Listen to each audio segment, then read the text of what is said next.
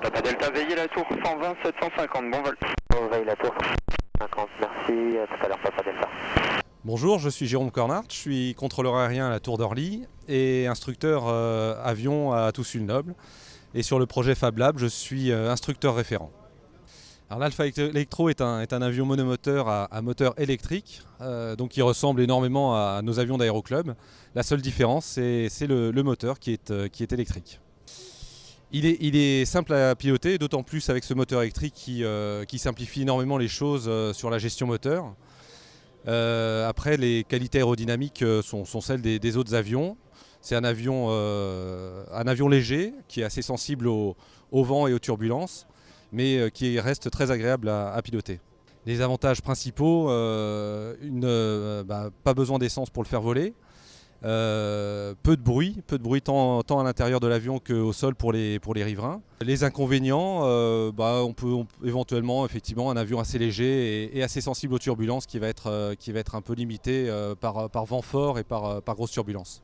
L'avion électrique ne consomme pas d'essence, donc ne rejette pas de CO2. Et concernant la pollution sonore, on divise le bruit d'un avion classique par deux, donc c'est un bon moyen aussi de diminuer la pollution sonore.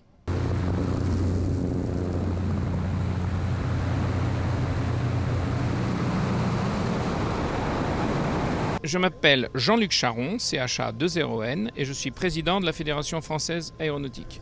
La Fédération Française Aéronautique, c'est 600 aéroclubs, c'est un peu plus d'1,5 million d'heures de vol par an, et c'est surtout 600 aéroclubs qui sont autant d'écoles de pilotage.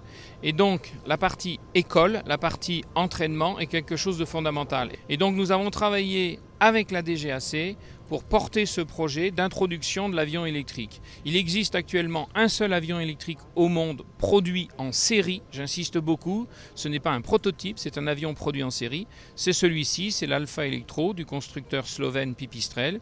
Et avec la DGAC, nous avons exploré tout le domaine réglementaire, tout le domaine de vol. Donc l'électrique, à ce niveau-là, ce n'est plus un projet, c'est une réalité.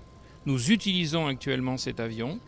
C'est une brique absolument essentielle. Beaucoup de gens parlent du transport aérien. Le transport aérien en électrique, c'est pour un petit peu plus tard. Et on a besoin de cette pile-là, premièrement pour un retour d'expérience. Et on a besoin de cette première brique aussi parce que c'est la brique initiale pour former des pilotes qui seront plus tard dans les cockpits des avions de ligne. Et sans école de formation acceptable par l'environnement, pas de pilote. Sans pilote, pas d'avion.